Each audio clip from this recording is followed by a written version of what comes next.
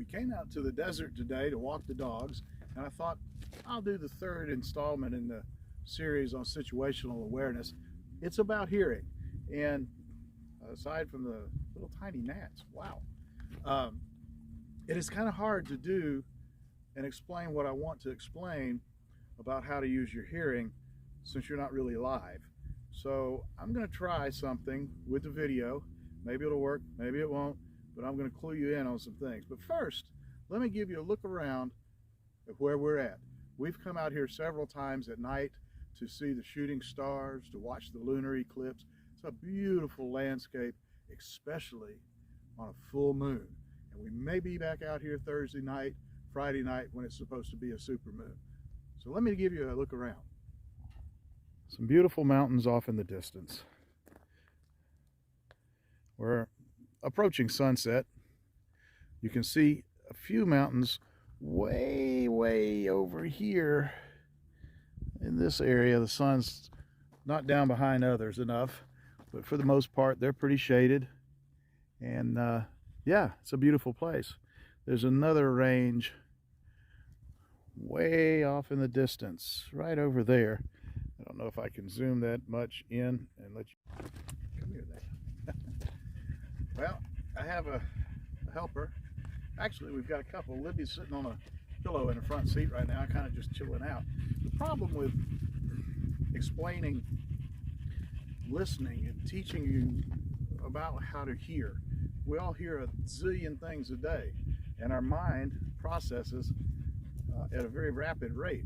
Some of it just ignores, and it's been proven that your mind creates this noise ceiling, that the background noise can rise up to this point, and then your mind just quits listening to it. You're still hearing it, but your brain is not processing it until something snaps above that ceiling, unless you hear it.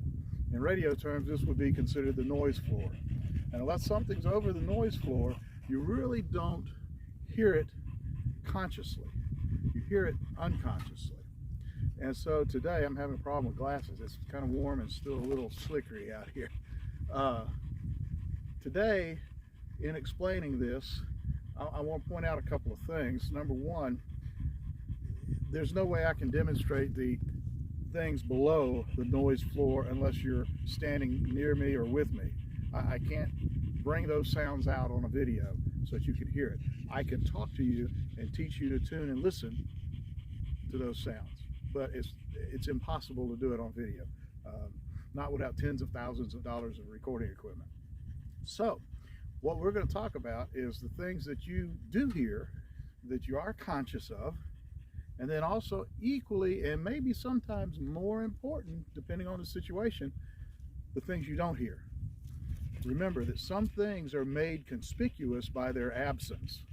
So to kind of help illustrate learning to listen and then plug that into what you know about your environment, I got to tell you a comical kind of story. Brenda and I were out here one night. We were watching the Perseids, I can't say that word correctly, but you know, the big meteor shower. We were watching some of those meteors, and this guy comes in off of the desert, and I've shown you the desert around here, and he goes, wow, can you guys tell me which way Quartzsite's at? And he was in a four-wheeler, you know, side by side, and we kind of looked at each other funny because he come up on the road that we took coming out here, but he was thoroughly confused. It had gotten dark. He had been on the desert for several hours, riding out in the open, and now all of a sudden it got dark, and he happened to stumble onto the road, but he didn't know which way to go, where to go from there. And so, you know, Brenda and I told him, well, yeah, go that way, and then turn right, and da-da-da-da. As soon as he left, we looked at each other, and we said, you mean he couldn't hear the interstate right over there? You know, it's like right there. And he could not hear it and process in his mind that, oh, there's the interstate. All I have to do is go to the interstate. I know I'm on the north side of the interstate. I haven't crossed it. So now all I got to do is go right, and I'm in the Quartzsite. And we found it amazing. Excuse me. I think I inhaled one of them bugs. We found it amazing that this guy that seemed like he was pretty experienced was totally discombobulated, didn't have the foggiest idea of where he was. So there's an example of when you're listening and you're trying to make decisions on your environment. you have to process some things. The sounds, the directions of the sounds. Are the sounds stationary? Are the sounds moving? Are they vehicle sounds? Are they human sounds? Are they animal sounds? All these things you have to process. And I'm going to take a time out here just a second and look at what the dogs are doing, because we are out here walking the dogs. So I'll be back with you in just a second. Can you hear that? Layla heard it. There's an owl somewhere over in the distance there. The cool thing about owls, particularly out here, if there's anything around at all that's a little higher up the food chain than them, you won't hear them. They'll be very, very quiet. Most wildlife is that way. So listening for sounds, like I was just saying, are they animal sounds? Or are there no animal sounds? And actually, I think that, I'm hoping you can hear that. That actually might not be an owl like I first thought. That might be a coyote.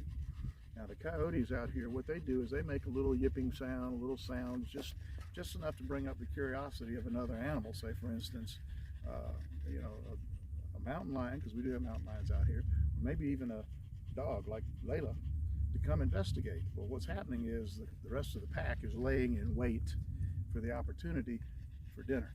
So it has stopped. There's a vehicle that's gone by kind of up in that direction. So that makes me tend to believe it really might have been a coyote, because they would have been spooked by a vehicle. Anyway, back on track with the subject, although that did apply to the subject, being aware of the sounds around you. In the last little bit of video, I deliberately planted one sound and another one got introduced. So I want you to go back and maybe listen to that video again a little closer. I was talking, so it was masking the sound. So your brain's involved in processing my English words into some meaning, hopefully a good one. But then at the same time, it's receiving all these sounds. Now right now, I can't see it, but off in the distance somewhere is a jet. I can hear it coming overhead, and the way the microphone on that phone picks up, you can probably hear it too. So what does that mean to you? Well, first of all, that's a very reassuring sound to me, because civilization is still turning, and I'm laughing and joking about that. But let me tell you, during 2020, when everything was shut down, we live near enough we can hear interstate noise. It got real spooky when there was no noise. Once again, some things are conspicuous by their absence. But having gone back and listened to that video now, can you tell that there was a sound that moved across your field of hearing?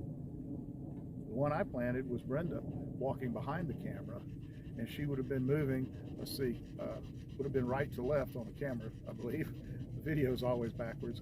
And then along came a car on the four-wheeler along the roadway out there that went in the opposite direction. So those two sounds you could hear, there was directional movement. That is something you want to be able to determine. Is something approaching me? Is it crossing my field of hearing this way? Or is it actually approaching me? As sounds approach you, they go higher in pitch, and as they go away from you, they go lower in pitch, even off out there. If something was coming from way over there and it traveled across to way over there, a train, maybe a truck on a highway, the sound, you could hear it. The Doppler effect, it would be higher in pitch coming to you and lower in pitch going away. So you can determine if someone's coming or going on your position. Now there are some things that affect sounds. Sorry, I'm swatting bugs. They're little tiny gnats. Things that affect sounds was just like that jet. It's so far away, but there's a time lag between where it's actually at and the sound. Also, there are other things out here in the desert, particularly, that can impact the way sounds act. We have these mountains. There may be a sound coming from out of a valley or a cut between those two mountains right there, and we hear it as though it's over here somewhere, because the mountains form like a director to direct the sound. The same thing can happen in reasonably flat land if you're near a deep ravine or a river. Other things that affect sound: nighttime. Sounds carry very far at night. The humidity in the air will affect how far sounds carry. And again, if you're trying to estimate how far you are from something based on the sound of it, these things may skew your estimation. So again, I can't talk about the things that there are a ground floor or a sound floor, that there's sound below. Now, see, there's been no traffic on that road, and that sound has started back up. So I believe that may be a coyote trying to draw something in. So anyway, going back, that sound floor, you have to be very still, very quiet. And under that sound floor, you'll hear the rumblings of thunder in the distance. You'll hear wind that's moving off over here across trees, or in this case, across mountains. But it's something you have to listen to. So I'm going to wrap this up really quick, because like I said, hearing is kind of a hard thing to do on video and get you to understand. But I hope that I at least planted some seeds so that tomorrow, after you've gone to bed tonight and gotten up, tomorrow when you walk through your environment, you'll listen to what's around you. You'll listen how even the echoes of your shuffles and your feet sound. As you're walking through different areas, they sound differently. So kind of begin to train your mind to hear these sounds and recognize that, okay, this is the difference. Because what you're looking for with situational awareness, you're looking for difference in the environment. That's what you're looking for. Just looking at the commonality of the whole desert out here, and there's nothing here. You know, it's just some creosote bushes, rocks, mountains. You can't be aware of anything until you start trying to look at what the differences are. Everything out here is in a pattern of sort. You'll begin to recognize the patterns around you. What you're looking for is those things that don't fit in the pattern. And in the same thing, I'm sorry, I'm twisted on this. I've been describing looking and using your vision like I talked about in the first video. Your hearing links right in with that. Is what you're hearing agreeing with what you're seeing? You don't see anything moving out there, but you hear movement. You see what I'm saying? So once again, I'm going to cut this short. I know I said that a second ago, but I want you guys to go out, be safe, and go adventure.